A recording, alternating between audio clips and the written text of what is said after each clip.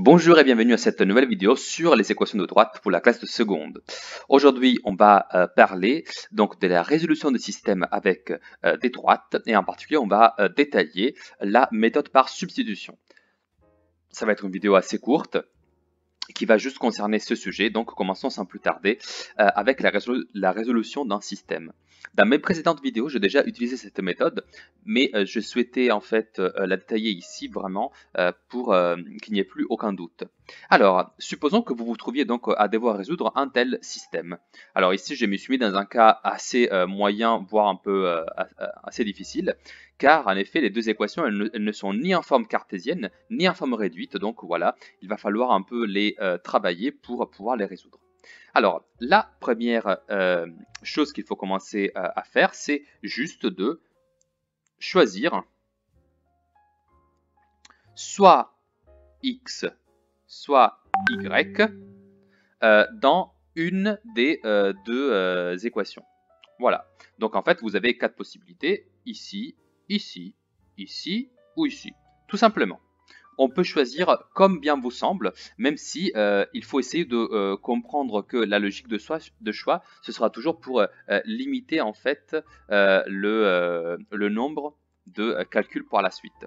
Donc je vais commencer du coup moi-même par effectuer un tel choix et je vais choisir cette variable-là, la variable y en vert que je suis en train de souligner.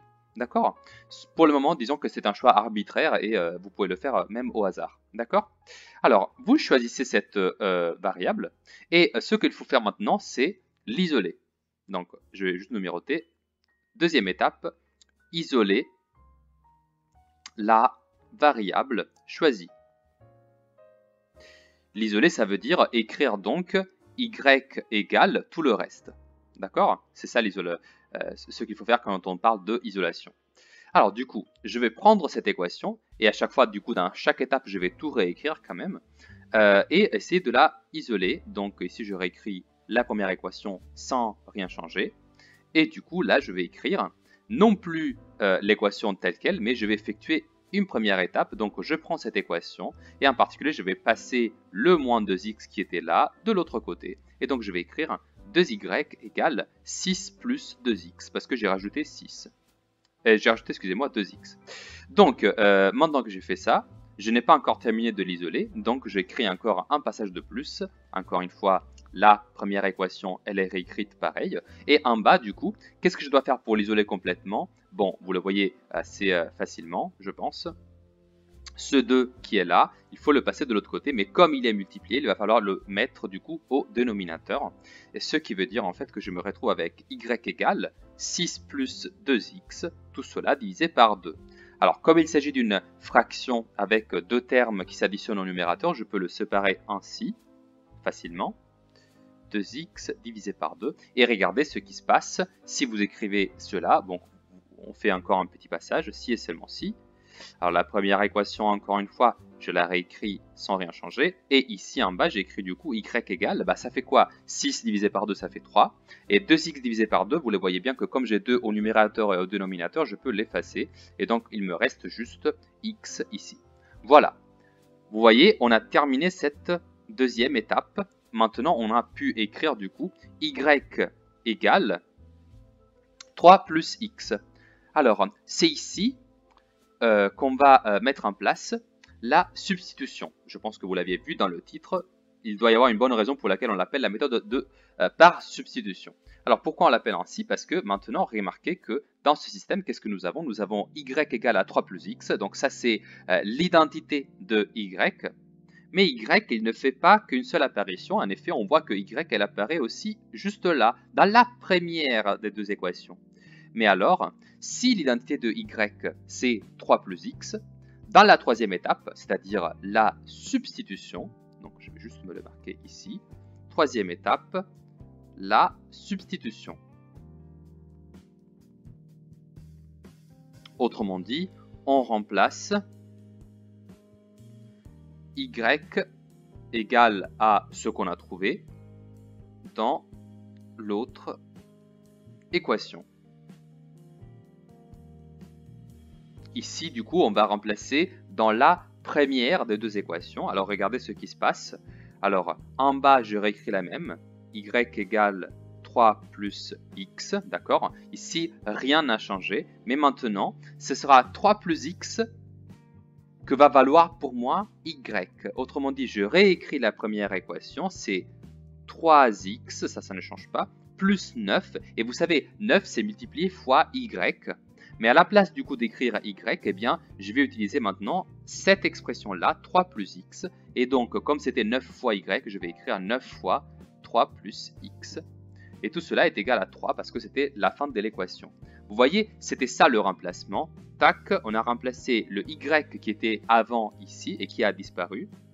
D'accord? Ici, avant, il y avait y à la place de 3 plus x. Eh bien, il n'y a plus de y, mais maintenant, il y a 3 plus x parce qu'en fait, c'est la même valeur que y. Vous voyez, la deuxième équation nous dit que y est bien égal à 3 plus x. Voilà, ça c'est vraiment important de comprendre que je n'ai fait rien d'interdit en fait. Ok, maintenant, il ne nous reste qu'à résoudre la première équation. Et donc, la première équation, c'est quoi? C'est 3x plus... Alors, ça c'est 9 fois 3 et 9 fois x, donc ça fait... 9 fois 3, ça fait 27, plus 9 fois x, ça fait 9x égale à 3. Et ici, j'ai toujours y égale 3 plus x. Je fais encore un petit passage. Alors ici, du coup, je peux commencer notamment à additionner les parties qui possèdent la variable x, les termes avec x et les termes sans x. Donc, je vais faire ces opérations-là. Donc, 3x plus 9x, ça fait 12x, plus 27 égale à 3. Et donc ici, j'ai y égale 3 plus x, encore une fois.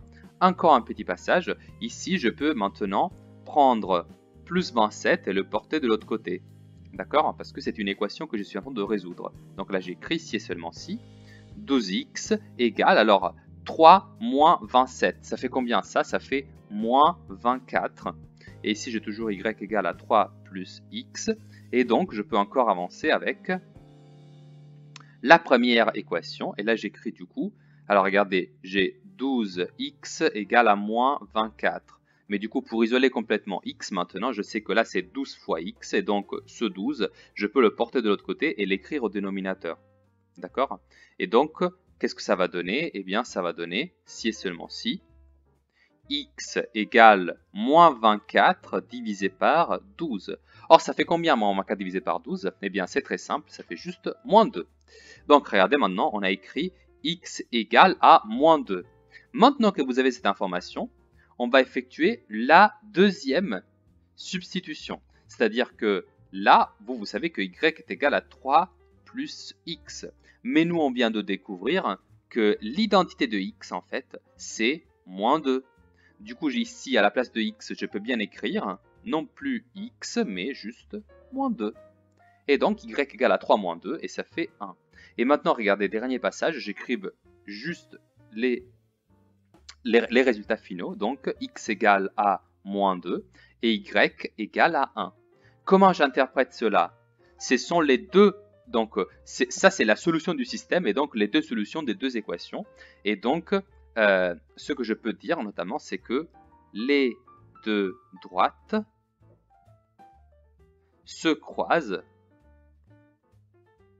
en moins 2, 1. D'accord? Donc ici, je vais juste vous marquer la quatrième étape. Une fois que vous avez résolu la 4, après, c'est qu'on a fait, hein, après avoir résolu la deuxième équation, on remplace la valeur trouvée dans l'autre équation, bien sûr.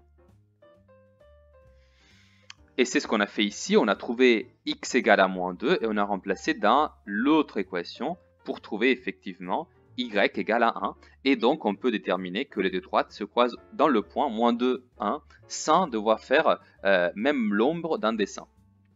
Voilà, ça c'est la méthode par substitution